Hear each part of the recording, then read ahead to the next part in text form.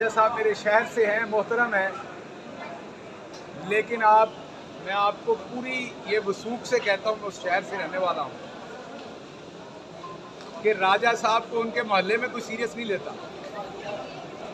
मतलब वो अपने घर में, मैं कसम खा के आपको ये बताता हूँ कि हमारी भाभी और वो बैठे हो तो अपनी मर्जी का चैनल नहीं लगा सकते। रिमोट कंट्रोल को हाथ लगाएं तो वही रिमोट कंट्रोल उठा के भाभी हाथ पे मारती है।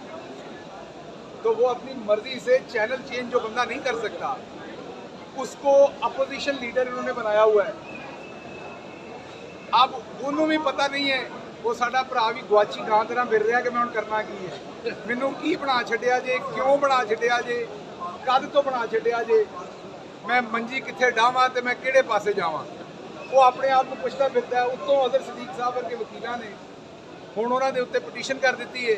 हुण जवाब भी देना पैना है, तो वो भी अंग्रेजी दे विच। इत्थे अदालत दे विच ते पोस्टर नहीं पाड़े जाने। वो कहते मैं इनके पोस्टर पाड़ दूंगा। वो बेचारा उर्दू भी पंजाबी बोलता है साडा भरा, ਉਹਨੂੰ अपोजिशन लीडर बना दिता है, तो हुण ਉਹਨੂੰ अंग्रेजी जवाब देने पैने ने। वो बड़ी मुसीबत च फसिया होया है। इसलिए अल्लाह एक तो ਉਹਦੇ ਤੇ करम करे और ਉਹਨੂੰ जवाब देने की तौफीक दे के ते अदालत जवाब